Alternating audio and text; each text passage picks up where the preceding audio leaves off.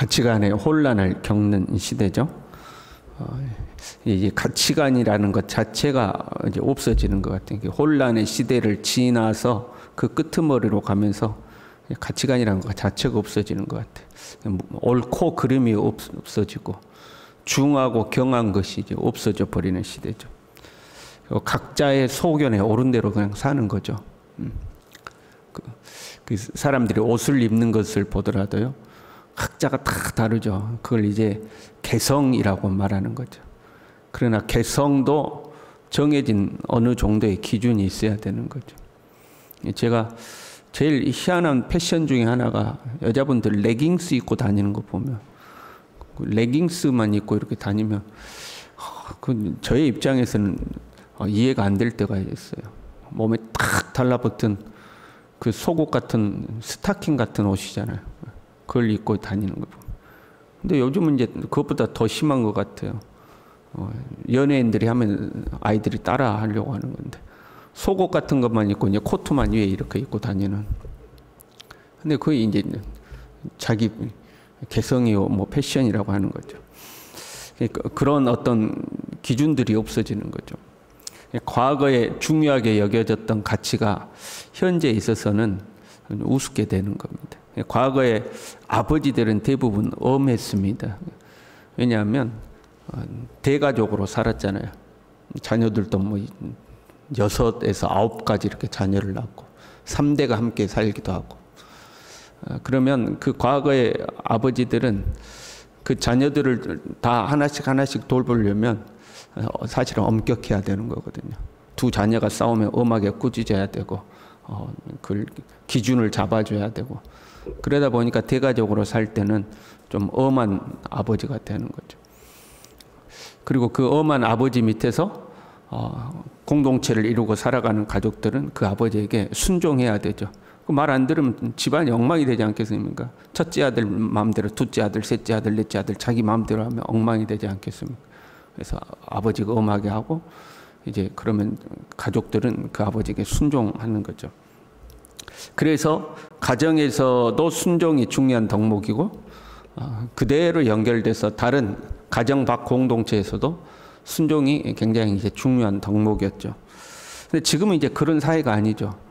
아이를 하나 둘 낳아서 기르는 사회이기 때문에 엄한 아버지보다는 친근한 아버지, 친구 같은 아버지, 이것들이 강조되는 시대다 보니까 순종이라는 덕목 자체가 없어지는 거죠.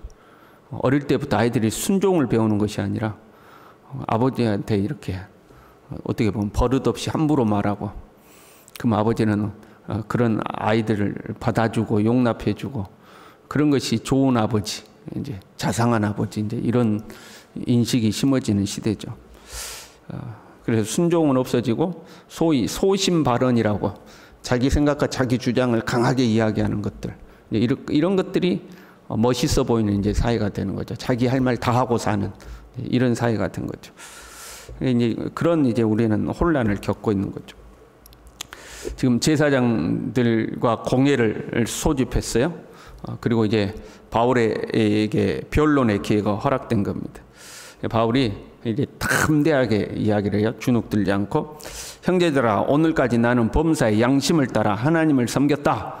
이 말 한마디가 끝나자마자 이 대제사장이 그 입을 치라 하고 이야기를 하는 거죠. 그러니까 그 말 듣기도 싫다는 거죠. 뺨이나 입을 때리는 행위는 과거도 그렇고 지금도 그렇고 그 사람의 인격을 모독하는 행위죠. 그랬더니 바울이 해칠한 담이요 하고 이제 아주 크게 외친 거예요. 담대하게 외친 거죠. 해칠한 담, 해칠한 무덤 같은 의미거든요. 더럽고 균열된 부분을 해를 칠해서 일단은 보이지 않게 가려둔 것을 말하는 겁니다. 겉은 괜찮아 보이는데 속은 다 썩었다, 이제 그런 말이거든요. 가식적이고 이중적인 인격을 일컬을 때 쓰는 표현입니다. 하나님이 너를 치시리로다. 율법을 어기고 나를 치라 하느냐. 아직 죄도 발견되지 않았고 확정되지도 않았는데 매부터 때리라고 하는 것은 하나님의 법에 어긋난 것이다 하고 이제 담대하게 이야기를 한 거죠. 그랬더니 옆에 있는 사람이 하나님의 대제사장을 네가 욕하느냐? 그렇게 이제 이야기를 한 거예요. 네 입을 치라고 말하는 사람이 대제사장이었다. 그러니까 바울이 그 이야기를 듣자마자 갑자기 태도를 바꿔가지고 나는 그가 대제사장인 줄 알지 못하였노라 하고 자기가 잘못했다고 인정을 하는 거죠. 난 모르고 그랬어. 그런 거죠. 그러면서 하나님의 말씀을 가지고 옵니다. 너의 백성의 관리를 비방하지 말라 하였느니라. 출애굽기 22장 28절을 인용한 거거든요. 너는 재판장을 모독하지 말며 백성의 지도자를 저주하지 말지니라. 그렇게 되어 있습니다. 지금 바울은 부당한 대우를 받고 있어요. 지금 저쪽에서 부당하게 폭력을 쓰려고 하는 거 아니에요? 저놈의 입을 치라 그러니까. 그럼에도 불구하고 바울이 그 상황에 있어서 순종적인 태도를 보이고 있는 거죠. 여러분 같으면 어땠을 것 같아요? 만약에 제가 아주 못된 목사야. 그래가지고 여러분에게 부당한 대우를 하니까 여러분이 이제 저항을 한 거죠. 옆에 사람이 야 목사님한테 그러면 되냐? 그럼 뭐라고 그래요? 지가 목사면 다냐? 그러지 않겠어요? 목사가 똑바로 해야지. 여러분 요즘 시대는 그러지 않습니까? 교회 안에서든 우리 밖에서든 야 대통령한테 함부로 말하면 되냐? 지가 대통령이면 다냐? 이제 이러잖아요. 우리 시대는 지가 똑바로 해야지. 그런데 바울은 오히려 태도를 바꾸는 거죠. 지금 바울의 입을 치라고 하는 것은 정당한 행위가 아니에요. 그 일을 지시하는 대제사장도 신실한 하나님의 사람들도 아닙니다. 원래 대제사장은 한 해에 한 명이어야 되거든요. 그래서 대제사장이잖아요. 제사장 중에 이제 대표를 뽑는 거니까. 그런데 당대에는 명예욕 때문에 대제사장이 여러 명인 거예요. 너도 대제사장. 가끔 이런 이야기하면 좀 그런데 어떤 모임에 보면요. 회장은 한 명인데 부회장이 한 30명씩 되고 그래요. 여러분 그런 거 못 보셨어요? 그러니까 그 연합회 같은 데 가서 보면 회장 누구 해놓고 그 다음에 부회장인데 부회장이 막 다 부회장이야. 명예를 주는 거죠. 명예를. 그 어떤 명예욕 때문에 대제사장이 막 너도 대제사장. 지금 바울의 입을 치라고 하는 대제사장은 아나니아라는 대제사장인데요. 요세푸스라는 역사학자에 의하면 그는 대단히 탐욕스럽고 포악하며 성질이 급하고 잔인한 사람이었다. 이렇게 돼 있어요. 다른 제사장에게 가야 될 11조를 가로채기도 했고요. 성직을 더럽히는 사람으로 평가받았습니다. 백성들이 존중하지도 않고 조롱하던 사람이었어요. 그 관직에서 물러난 뒤에도 큰 부를 소유하고 있었기 때문에 유대 사회에 굉장한 영향력을 미쳤던 인물인데 선한 영향력이 아니라 그냥 자기 자유자재로 폭력을 일삼고 부당한 이득을 취득하고 그런 대제사장이었어요. 그럼 여러분 그런 사람이라면 뭐라고 대답하겠어요? 바울이 너나 잘해라 그러지 않겠어요? 네가 대제사장이라고 이 악한 자야 하나님 앞에 너는 벌을 받을 것이다. 뭐 이래야 정의롭다고 박수치지 않겠어요? 요즘 같은 사회에는 그래 네 말 잘했다. 아주 속이 다 시원하다. 저런 것이 대제사장이라고. 요즘 사회는 만약에 그러지 않겠습니까? 그러나 바울은 자기가 잘못했다 하고 태도를 싹 바꾸는 거죠. 왜 바울은 갑자기 순종적인 태도를 보였을까? 바울이 이 이야기하는 말씀에가 답이 있는 거죠. 말해놓고 하나님의 말씀에가 이렇게 되어 있다 하고 이야기를 하는 거죠. 하나님의 말씀에 백성의 관리를 비방하지 말라 하였다. 네가 어떤 인물이냐 그거보다 나는 하나님의 말씀을 따른다 그런 거죠. 요한복음 19장에 보면 예수님께서 신문당하는 장면이죠.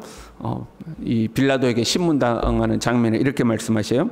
내가 너를 놓을 고난도 있고 십자가에 못 박을 고난도 있는 줄 알지 못하느냐. 빌라도가 이야기하니까 예수님께서 대답하시되 위에서 주지 아니하셨더라면 나를 해할 고난이 없었으리라. 모든 고난은 하나님께서 주신 것이다 하는 믿음이죠. 모든 권위는 하나님이 주신 것이다. 로마서 13장 1절에는요. 권세는 하나님으로부터 나지 않음이 없나니 모든 권세는 다 하나님께서 정하신 바라. 그러므로 권세를 거스리는 자는 하나님의 명을 거스릅니다. 지금 바울은 내 앞에 있는 대제사장이 어떤 인물이냐 이거 따지지 않는 거예요.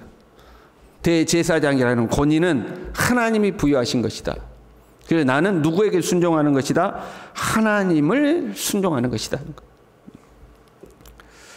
그리고 그 권위를 어기는 것이 하나님의 질서를 어기는 것이다 하고 인정하는 거죠. 권위라는 단어 자체가 요즘 시대에는 상당히 거부감을 갖게 하는 단어입니다. 권위 그러면 사람들이 싫어하죠. 그러나 하나님은 그 권위를 굉장히 중요하게 여기죠. 유다서 8절에 보면 권위를 업신 여기며 라는 표현이 나오는데, 권위를 업신 여기는 자를 누구에게 비유하냐면 마귀에게 비유를 하고 있습니다. 마귀는 하나님의 권위를 업신 여기고 이탈한 자죠. 그래서 이 땅에서도 권위를 업신 여기는 자는 마귀와 같은 자다 이렇게 표현하고 있는 거예요. 하나님은 권위를 중요하게 여기시는 거죠.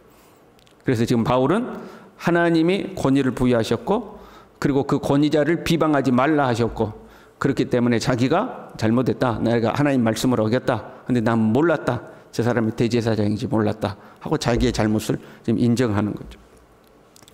그렇다면 우리는 권위자들에게 무조건 순종해야 하는가? 그걸 의미하는 건 아니죠. 비방하지 말라 하는 거죠. 비방하지 말아라. 하나님이 권위자로 세우신 자를 비방하지 말아라. 그러면 무조건 순종? 그건 아니에요. 우리는 누구에게 순종하는 거예요? 하나님께 순종하는 거지 권위자에게 순종하는 게 아니죠. 우리는 하나님께 순종하는 거죠. 하나님께서 순종하라고 하셔서 순종하는 거지, 그 권위자가 권위자에게 무조건 순종하는 것이 아니에요. 만약에 내 앞에 세워진 권위자가 하나님 앞에 바른 사람이라면 우리가 불순종하면 우리는 하나님을 거역하는 것이 되죠. 그런데 우리 앞에 서 있는 권위자가 아나니아처럼 엉망인 사람이라면요, 비난받아 마땅한 사람이라면 그렇다고 비난하지는 말라는 거죠. 왜? 그 비난하는 행위 자체가 하나님 앞에서 말씀을 어긴 거다 하는 거죠. 하나님이 비난하지 말라고 하신 거 아니에요. 상대가 어떤 악을 행하더라도 너는 하나님 앞에서 바른 태도를 취하라는 거죠. 너는 그 사람을 상대하고 있는 것이 아니라 하나님 앞에 서 있다는 거예요.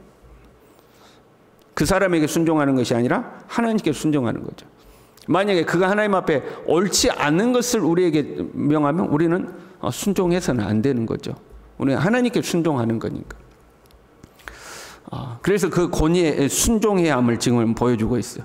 그리고 무엇보다도 그렇게 대제사장에게 올바른 태도를 취하는 것은 복음을 위해서 하는 거죠. 바울이 만약에 네가 대제사장이면 다냐? 네나 똑바로 해라 말이야. 네 백성들한테 어떤 평가를 받는 줄 아냐? 하고 만약에 대들고 싸웠다. 그럼 바울이 전한 복음이 어떻게 되겠어요? 지금 11절에 이렇게 돼 있어요.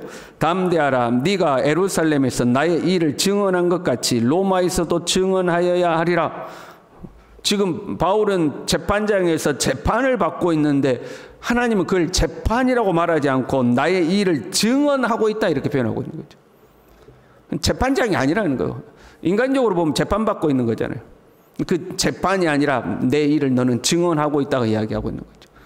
그럼 나의 옳음을 주장하기 위해서 거기서 치고받고 싸우고 네가 대제사장이면 다냐, 네가 잘났냐 하고 싸우면 복음이 증언이 안 된다는 거예요. 너는 재판을 받고 있는 것이 아니라 하나님을 증언하고 있다는 거죠. 우리가 일상에 살면서 그게 안 되는 거죠. 어떤 갈등 관계가 생기고 이 시비가 붙으면 우리 나의 옳음을 끝까지 주장하는데, 그리고 그걸 관철시키는데 우리의 목적을 두는 거죠. 그런 상황에서 나를 통해서 그리스도를 드러내는데 목적으로 삼아야 되는데, 그리스도를 드러내는 것을 목적으로 삼는다면 갈등이 깊어지지 않거든요. 때로는 양보할 수 있고 내가 져줄 수 있고 내려놓을 수 있거든요. 그걸 통해서 그리스도를 드러내는 거잖아요. 나는 이 재판에서 어떻게든 이겨야 돼. 내가 너와의 시비에서 내가 반드시 나의 옳음을 증명해내야 돼. 그러니까 이제 갈등이 깊어지는 거죠. 그리고 거기서 내가 나의 옳음을 증명했더라도 그리스도는 증거가 되지 않는 거죠. 지금 바울에게 하나님 말씀하는 거예요. 너는 나를 증언해야 된다 하는 거죠. 그렇게 하나님께 순종하고 복음을 위하여 살 때 하나님은 지혜를 주시며 우리의 삶에 피할 길을 주시는 걸 보게 됩니다. 바울에게 지혜가 찾아와요. 바리새인과, 가만 보니까 바리새인과 사두개인이 섞여 있거든요. 사두개인은 다윗과 솔로몬 시대 사독 제사장의 후예죠. 당시 제사자들은 종교적, 정치적 귀족들과 그 추종자들이 모여 있는데 천사라든가 사단이라든가 이런 영계를 인정하지 않아요. 죽은 자의 부활도 인정하지 않아요. 현세적인 하나님의 나라를 말하는 거예요. 내세 인정을 하지 않아요. 지금 이곳을 이야기하는 거죠. 바리새인은요, 경건한 그 하시딤이라고 불려지던 종교 개혁의 후예자들이에요. 율법을 중요시하고요, 부활과 내세와 천사와 마귀와 같은 영적 세계를 다 인정하는 그 두 그룹이 뭉쳐 있거든요. 그러니까 바울이 자신이 갑자기 바리새인임을 강조합니다. 나는 바리새인이요 또 바리새인의 아들이다. 그리고 내가 죽은 자의 소망 곧 부활로 말미암아 내가 신문을 받는다. 그랬더니 이제 모여있는 자기들끼리 분쟁이 일어나고 이제 다툼이 일어난 거죠. 그래서 이제 바울이 그 위기에서 이제 보호를 받게 됩니다. 부당해 보이는 상황에서 하나님이 바울에게 순간적인 지혜를 주신 거죠. 여러분, 우리는 어떤 상황에도 하나님의 방법으로 살아야 됩니다. 하나님의 방법으로. 그럴 때 하나님의 지혜가 찾아오는 겁니다. 내가 하나님의 방법으로 살 때 가치관이 흔들리고 무엇이 중요한지 경한지 혼동되는 시대를 살고 있지만 그 속에서 우리는 하나님의 말씀을 따라 사는 거죠. 하나님의 방법대로 사는 거죠. 그때 하늘의 지혜가 우리에게 찾아올 줄로 믿습니다. 기도하겠습니다. 하나님 아버지, 세상이 어떻게 변하든지 간에 우리는 주님의 말씀을 들여다보게 하시고 하나님이 우리에게 명하고 가르치고 지도하시는 대로 하나님의 말씀에 순종하여 살아가고 그러한 우리의 삶을 통하여 그리스도가 증거되기를 위하여 살아갈 수 있도록 어떻게든 내 자신을 주장하고 내 옳음을 주장하고 내 자신을 증명해 내려고 하는 하나님 나 중심이 아니라 나를 통해서 그리스도가 증명되기를 그렇게 살아갈 때에 하늘의 지혜와 능력을 입어 살아갈 수 있도록 우리 모두를 축복하여 주시옵소서. 예수님의 이름으로 기도 올리옵나이다. 아멘.